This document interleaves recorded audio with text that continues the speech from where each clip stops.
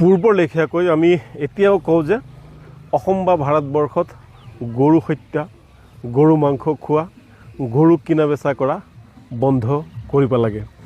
কিয়নো গৰুক আমাৰ হিন্দু সনাতনী ভাইসকলে তেওঁলোকে মাতা বুলি জ্ঞান কৰে আৰু সেইকাৰণে আমি ক'ব বিচাৰিছোঁ যে গৰুক ৰাষ্ট্ৰীয় মাতা হিচাপে ঘোষণা কৰিব লাগে বা ৰাষ্ট্ৰীয় পশু হিচাপে ঘোষণা কৰিব লাগে।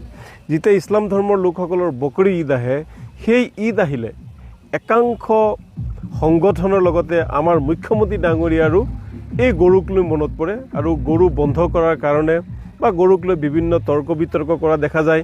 আমি দেখিবলৈ পাইছোঁ বিভিন্ন ঠাইত দুই এজন হিন্দু লোকে গৰু মাংস মন্দিৰত পেলাই গৰুৰ মুছলমানক বদনাম কৰাৰ কাৰণে তেওঁলোকে চেষ্টা কৰি থাকে।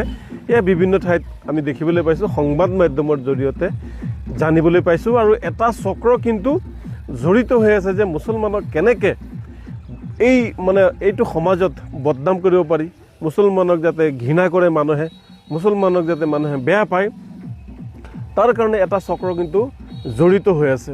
গতিকে এনেকুৱা কৰ্ম বন্ধ কৰিব লাগে। কোনোবাই গৰু মাংস মন্দিৰত পেলাই মানুহক বিপদ পৰিচালনা কৰি মানুহৰ মন মগজুক যি আঘাত হানাৰ চেষ্টা কৰিছে, যি হিন্দু মুছলমানৰ মাজত যি সংঘাত লগাব বিচাৰিছে, এইটো বন্ধ কৰিব লাগে।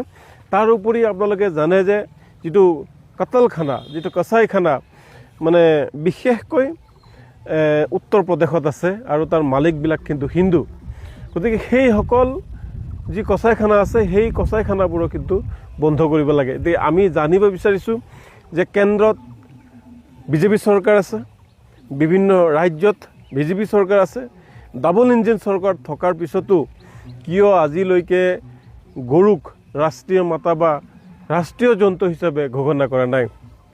আমাৰ নেমচুৰ দাবী গৰুক ৰাষ্ট্ৰীয় মাতা হিচাপে বা ৰাষ্ট্ৰীয় পশু হিচাপে ঘোষণা কৰি গৰুৰ সম্পূৰ্ণ সুৰক্ষা আৰু নিৰাপত্তাৰ ব্যৱস্থা কৰিব লাগে।